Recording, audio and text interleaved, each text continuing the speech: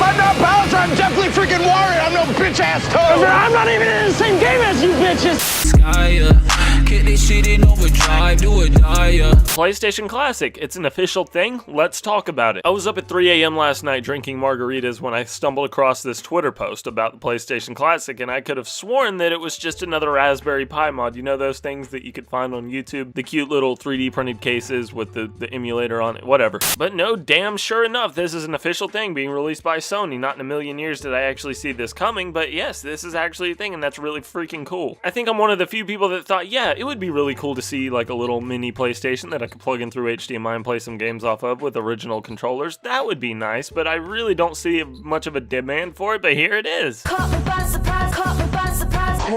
The thing I like about the NES Classic consoles is that they're kind of a way to authentically play these games in their intended state. Sure, there's emulation methods. Right now I have 4 different ways I could emulate PS1 games officially, but the thing that you can't emulate is getting a fresh controller, brand new, straight out the box with those clicky buttons and getting that authentic experience that you just can't get through emulation. And I'm not talking about this. So with the PlayStation Classic, it's modeled after the original PlayStation. Obviously, it's going to be 45% smaller, I believe. Not modeled after the PlayStation 1, which I have right here, and my pop filter's falling down because I'm moving this. Maybe we'll see a smaller iteration of the PS1 Classic question mark. It's also going to come with 2 controllers, an HDMI cord, and a USB cord. No power brick. That's not really a deal breaker to me. A lot of people are kind of upset about it, but I mean, whatever. The controllers are modeled after the original PlayStation controllers, not the DualShocks, which I think is a weird choice, but if I had to put money on it, they're probably going to release a DualShock version alongside the console. And I want to say these controllers are USB powered. I'm not 100% on that, but it looks like it, and if it is, that would be a really nice bonus. It's going to be coming with 20 games. What games those are kind of up in the air at the moment. We only know about 5 of them, and one of them is Tekken 3, which, can I just say, I'm really happy that Tekken 3 is actually in the limelight right now. I mean, not too long ago, I actually picked up a PS3 and I went to download Tekken 3 and they only have 1 and 2 on the store. What the hell is up with that? PlayStation, Sony, Nintendo of America. But if I had to put money on it, we're probably definitely going to see games like Gran Turismo and Twisted Metal. There's just no damn way that we're not. A lot of people are kind of upset that it's only 20 titles, and that's kind of understandable seeing as this thing is $100, but another thing you got to consider is that the NES Classic, not this one, I don't have the NES Classic, only came with 30 titles, so I mean, I don't know, I guess it kind of is what it is. If it's anything like the Super Nintendo Classic, seeing as it's USB powered, maybe we'll have a way to put our own games on there, which would be great, even though we're not really supposed to do that. Not okay! There's absolutely no dancing around the fact that this thing is $100. I mean, that is a really steep price. Unless you're like a collector or a diehard fan of the PlayStation, you're probably not going to be too interested in this, but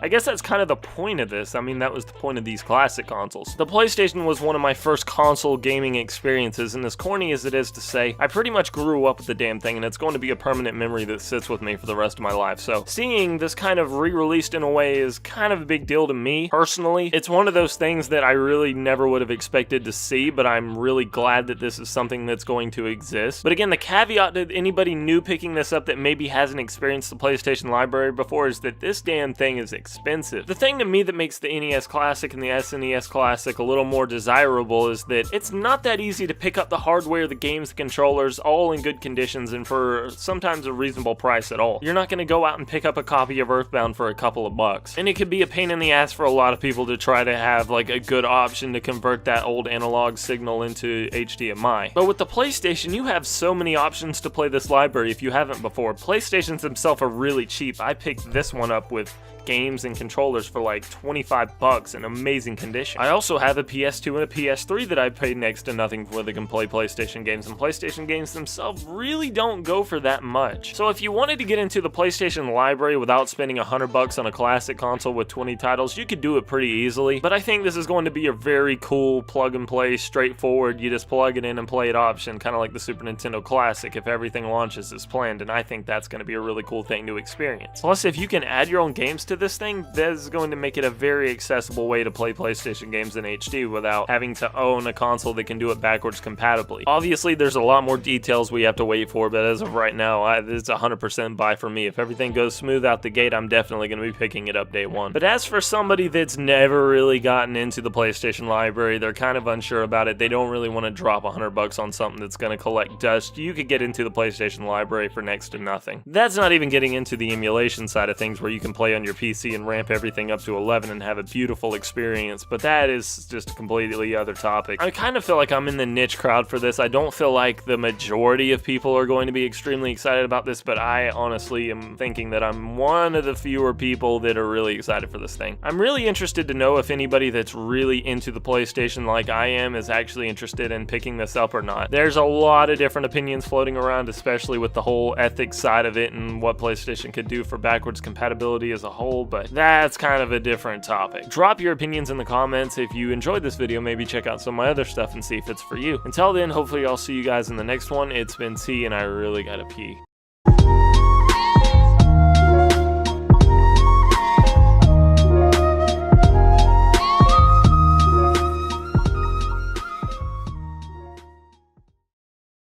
We'll move out. Oh! What the freaking heck is that? God, that is a mouse with a rat face and a rat tail.